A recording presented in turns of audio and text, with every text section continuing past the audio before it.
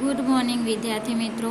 આજે આપણે ધોરણ 9માં અંગ્રેજી વિષયની અંદર ગ્રામરનો ટોપિક છે મોડેલ્સ, અને એનો આજે પાર્ટ 3 એટલે કે આપણે પહેલાં પાર્ટ 1 અને પાર્ટ 2 કે મોડેલ્સ છે એ ભણી ચૂક્યા હતા, સહાયકારક ક્રિયાપદો. અને હવે આપણે છે કે આગળના જે સહાયકારક ક્રિયાપદો બાકી હતા એના વિશેનો અભ્યાસ કરવાનો છે. તો આપણે કેન, કુડ, મે, માઇટ, પછી વ્હીલ છે, સેલ છે કે એના વિશે આપણે અભ્યાસ કરી ચૂક્યા હતા. જ્યારે શુડ, વુડ, પછી must, have to, ought to એના વિશે આપણે કર્તવ્યનું પાલન કરવું એ બધું બાકી હતું ભણવાનું. તો એના વિશે આજે આપણે અભ્યાસ કરવાનો છે. તો અહીંયા આપણે જોઈએ શુડ. શુડ એટલે શું? તો કે જોઈએ. શુડ એટલે જોઈએ. તો શુડ છે ક્યારે વપરાય છે? તો અહીં જોઈ શકીએ છીએ કે નૈતિક ફરજ દર્શાવવા માટે, આપણી નૈતિક જે ફરજ છે એ દર્શાવવા માટે, પછી છે ક્યારેક સલાહ આપવા માટે પણ વપરાય છે. કોઈકને આપણે સલાહ આપી છે કે તારે આ કરવું જ જોઈએ, અથવા તો તારે આ ભણવું છે, તો તમારે જે વાંચન છે, લેખન છે એ કન્ટિન્યુ રાખવું જોઈએ.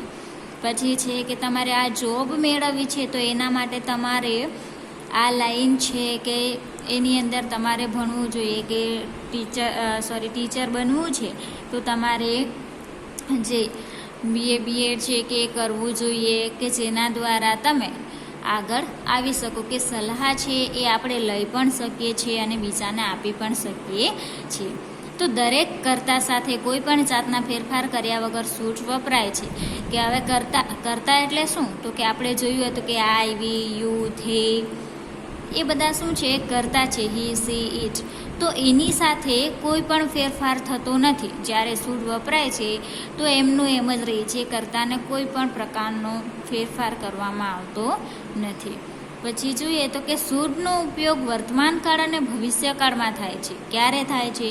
તો કે વર્તમાનકાળ એટલે કે જે હાલ ચાલી રહ્યું છે તે, અને ભવિષ્યકાળ એટલે કે ભવિષ્યની વાત કરવા માટે, કે આવતીકાલે કે પછી આવતા મંથમાં, કે જે ભવિષ્ય દર્શાવે છે કે આપણને ખબર નથી કે આવતીકાલે આપણે શું કરવાના છે, તો એના માટે શું વપરાય છે? શુડ છે એનો ઉપયોગ થાય છે. તો અહીં આપણે એક્ઝામ્પલ આપવામાં આવ્યા છે, એ એક્ઝામ્પલ જોઈએ તો કે એની અંદર આપણે 3 છે કે વર્તમાનકાળનું, પછી છે ભવિષ્યકાળનું.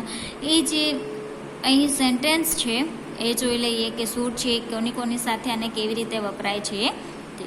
તો કે we should do hour work regularly, એટલે હંમેશા કરવું જોઈએ. એમ કે આપણે આપણું જે વર્ક છે એટલે કે કામ છે એ રેગ્યુલર કરવું જોઈએ. આપણી શું દર્શાવે છે? અહીં ફરજ દર્શાવે છે કે આપણું કામ આપણે કરી જ દેવું જોઈએ. પછી છે કે we should obey our parents. Parents એટલે કે આપણા મમ્મી પપ્પા, અને ઓબી એટલે કે આજ્ઞા પાડવી જોઈએ. આપણા જે મમ્મી પપ્પા છે તેઓ આપણને જે કંઈ પણ કરવાની સલાહ આપે છે એમની આજ્ઞા આપણે પાડવી જોઈએ. આપણા મમ્મી પપ્પા છે એના દ્વારા આપણને ઘણી બધી સલાહો આપતા હોય છે કે આપણે શું કરવું જોઈએ.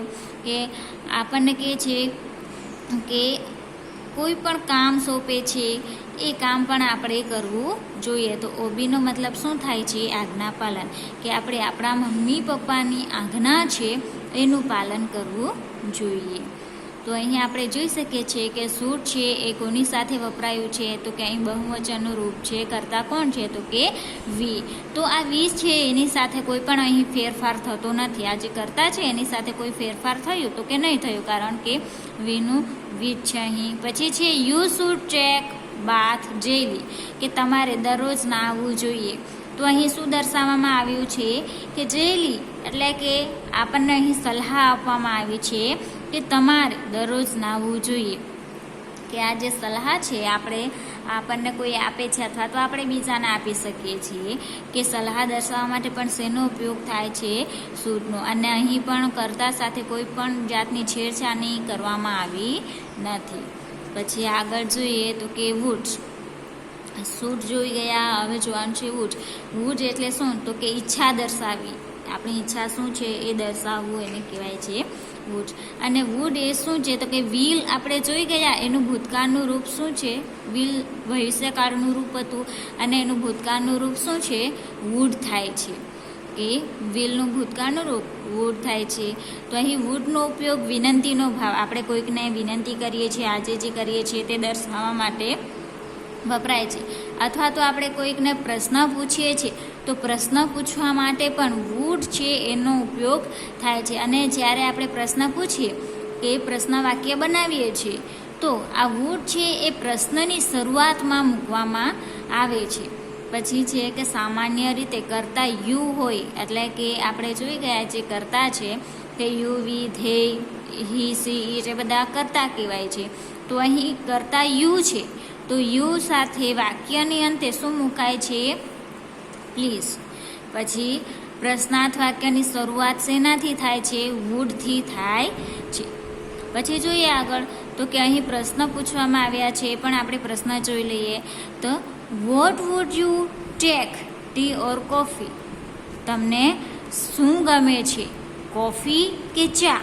ચા કે કોફી? અહીં ઈચ્છા દર્શાવવાની છે કે તમારી ઈચ્છા શું છે, કે તમારે શું પીવું છે, કોફી પીવી છે કે ચા પીવી છે?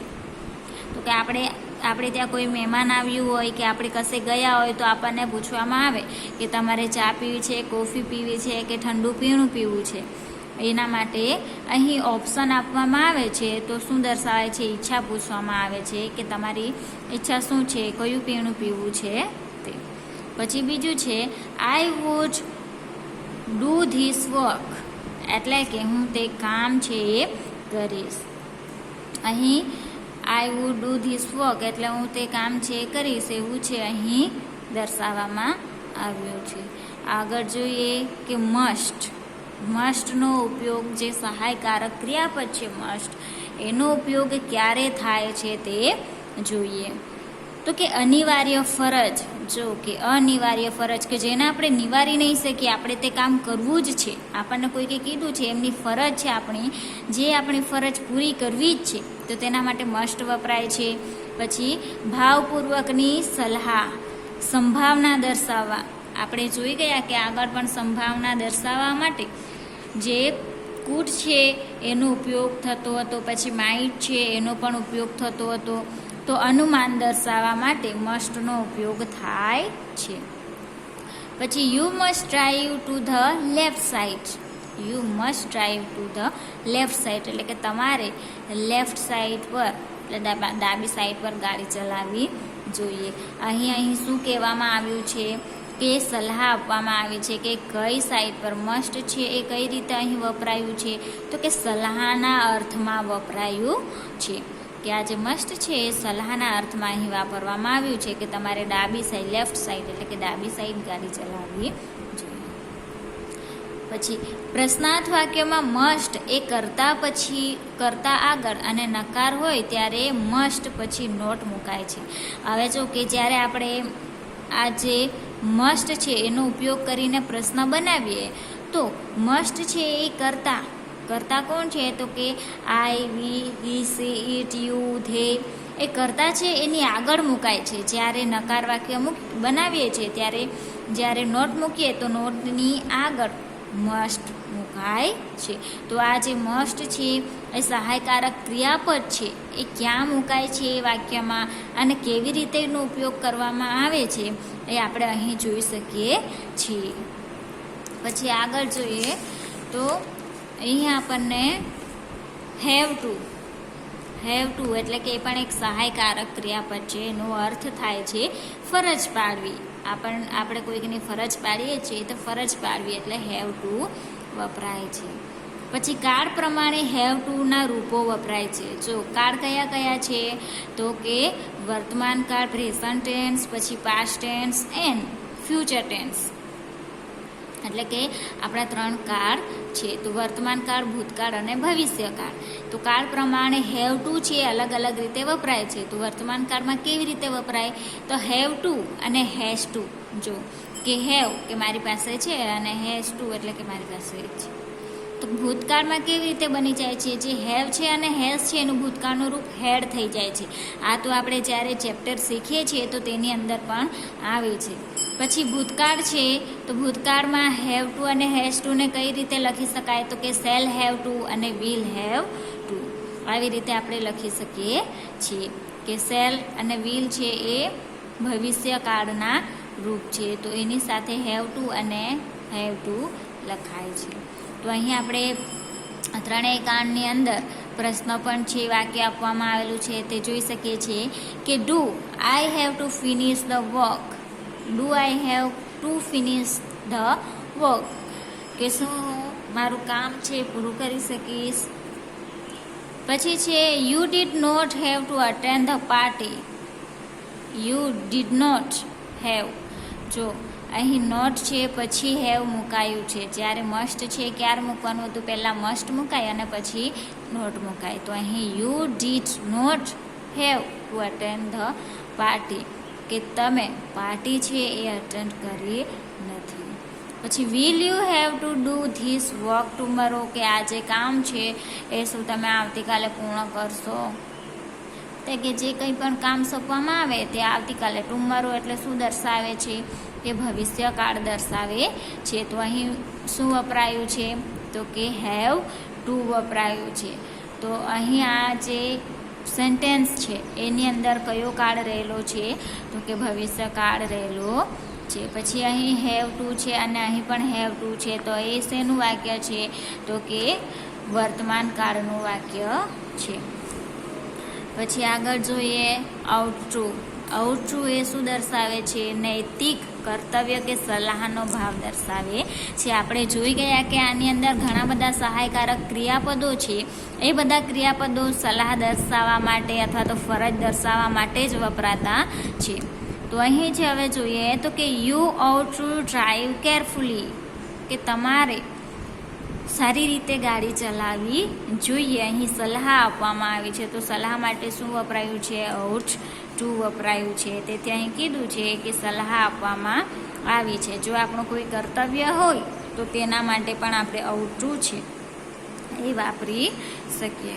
પછી વિદ્યાર્થી મિત્રો અહીં તમને છે એ બ્લેન્ક્સ ખાલી જગ્યા આપેલી છે, એ તમને આગળ મેં જ્યારે ખાલી જગ્યા છે એ આપી હતી ત્યારે મેં તમને આન્સર છે એ પણ કહ્યા હતા. પણ અહીં અંદર તમારે શું કરવાનું છે કે આપણે જે જોયું છે, જે સહાયકારક ક્રિયાપદો આપણે જોઈ ગયા છે આની અંદર, એ જ સહાયકારક ક્રિયાપદો છે એની જ ખાલી જગ્યા તમને અહીં આપવામાં આવી છે. તો તમારે આ જે ખાલી જગ્યા છે એ જે ઉપર આપણે શીખી ગયા એના પરથી જ ફિલ કરવાની છે. તો ખાલી જગ્યા ફિલ ઇન ધ બ્લેન્ક્સ એટલે કે ખાલી જગ્યા પૂરો. ખાલી જગ્યા you mind my smoking here, મેં આવશે કે વુડ આવશે એ તમારે જાતે નક્કી કરી અને ખાલી જગ્યા પૂરવાની.